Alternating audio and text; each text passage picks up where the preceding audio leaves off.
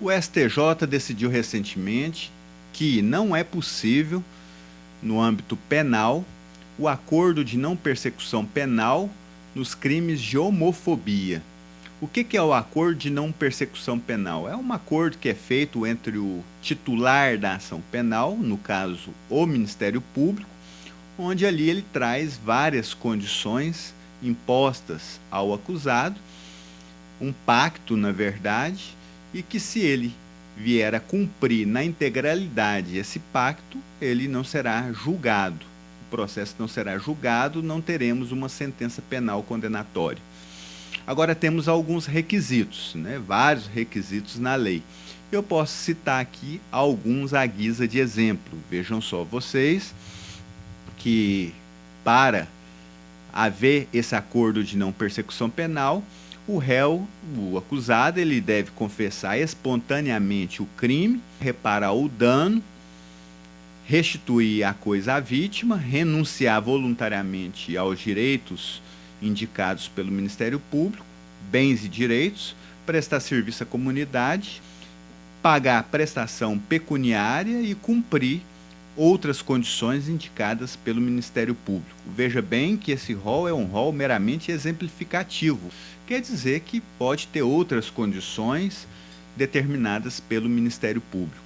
O grande problema do ANPP, Acordo de Não Persecução Penal, é justamente o primeiro requisito. O primeiro requisito é a confissão do crime. Então, eu vejo que o acusado em sã consciência que não praticou o delito, evidentemente ele não vai se submeter, não vai aderir a esse acordo de não persecução penal. O grande problema da ANPP, Acordo de Não Persecução Penal, é esse, é a questão da confissão. Muitas pessoas deixam de fazer o acordo, concordam com todos os termos do acordo, mas eles não aceitam essa questão da confissão. A confissão atrapalha tudo, porque de repente o acusado não cometeu o crime e ele não vai confessar um crime que ele não praticou. Então isso tem sido sim um empecilho, para fazer esse acordo de não persecução penal, e isso vem inviabilizando esse instituto jurídico brasileiro previsto no Código de Processo Penal. Esse é o grande problema da ANPP. Fora isso, seria muito bom, que tivéssemos aí um acordo entabulado entre acusado e Ministério Público e se desse fim a esse processo de uma forma menos drástica, Ou seja, o juiz sequer prolataria uma sentença penal condenatória. Ele não chegaria ao mérito da questão. Cumprindo um acordo, o acusado já estaria livre e com a extinção de punibilidade já ocorrida. E é bom lembrar aqui que isso ocorreu por conta de uma decisão do STF que entendeu, que decidiu no sentido de que não havia lei editada pelo Congresso Nacional, pelo Poder Legislativo Federal, tratando sobre o crime de homofobia. Se não havia essa lei, o STF entendeu por bem aplicar as mesmas regras do crime de racismo ao crime de homofobia. A homofobia é um ato discriminatório e deve ser abominado pela sociedade, assim como todo e qualquer tipo de discriminação ao cidadão brasileiro. Todo e qualquer cidadão. E todo tipo de discriminação.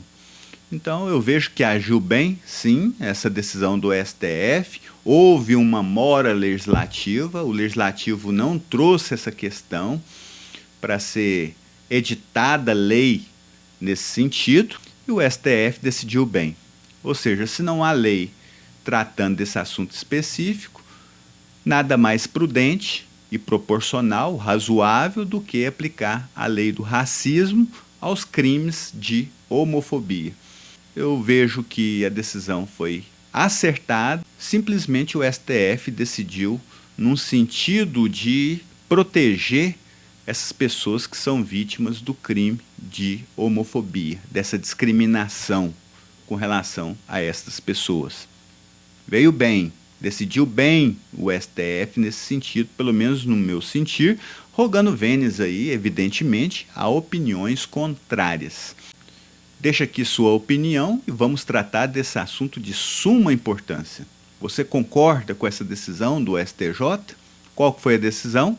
A decisão foi que não cabe ANPP nos crimes de homofobia.